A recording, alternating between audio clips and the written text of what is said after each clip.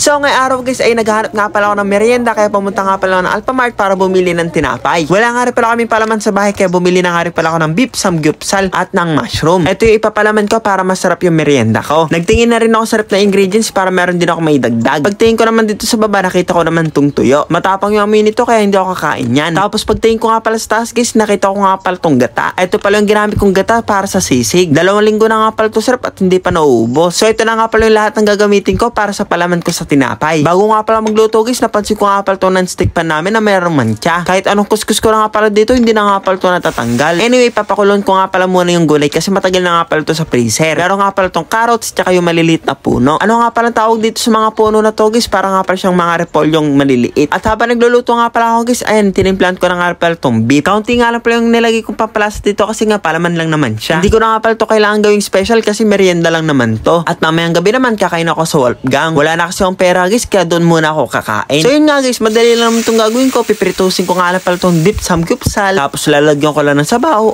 Okay na yun. So habang niluto ko nga pala itong beef samgyupsal guys, ay pinutol ko nga pala ito kasi ang hahaba ng strips. Natrauma na kasi ako dito guys sa mga mahaba kasi lumunok ako, sumabi sa brace ko. Ayun, hindi ako makahinga. Kaya ayun, kahit mahilig nga pala ako sa mga mahaba, puputulin ko na. So yun, pipritusin ko nga lang pala ito hanggang sa maging tuyo. Yung mga ganito guys, yung mga nagmamantika na. Pero yung mga ganyang mantika nga pala guys, ay hindi ko na nga pala ito isasama sa pagluluto ko. Kasi nga guys, unhealthy siya at hindi siya healthy. Healthy living na nga pala ako ngayon guys, kaya gagamit na nga pala ako ng mga gulay sa mga niluluto ko. Natunog kasi yung sikmura ko guys kapag puro mamantika yung kinakain ko. So ito nga pala niluluto ko guys, di ko nga pala alam kung anong luto to. Basta veggie, sweet beef. Comment nga kayo guys kung anong dish to. So yun nga guys, di na nga pala ako maglalagay dito ng asin, bechin, magic sarap. Binuhos ko na lang dito yung mga seasoning ko kanina. At for the last, maglalagay nga pala ako dito ng cayenne pepper. Mangha nga pala to pero hindi siya masakit sa dila. Tapos ayun guys, papakuluan ko nga pala to para matuyo yung sabaw. Para yung binuhos kong seasoning maluto at lasang-lasa. Pinakulon ko nga pala to siguro mga 5 to 10 minutes. Tapos natuyo na nga pala yung sabaw. So ayan guys, luto na nga pala to. Niluto ko kung ano man to. Ayan, basta ano siya, beef. Tapos may mga gulay. Tikman ko yung lasa niya guys.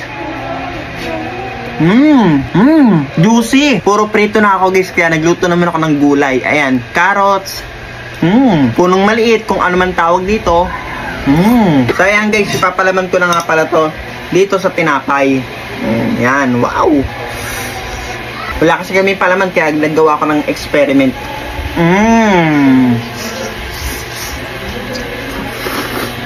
Sobrang juicy. Grabe yung beef guys, para siyang goma.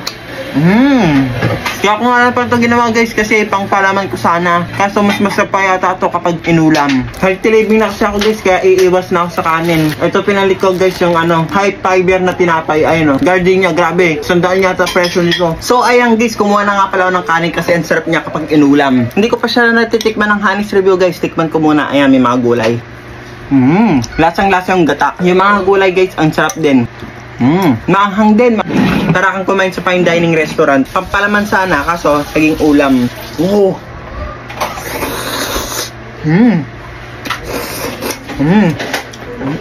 Medyo masarap guys, 8/10. Hindi ko na nga pala ito nilagyan ng asin, ng bechin, ng magic sarap. Kasi nga malasa na yung nilagay kong soy sauce. Kaya hindi ako nagamit ng guys kasi hindi siya healthy. Kapag kumakain ako ng gulay guys, tignan nyo. Sarap guys. Ito yung sign na masarap yung pagkain guys. Kapag hindi kayo tumaas ng kamay, ibig sabihin hindi kayo nasasarapan sa pagkain.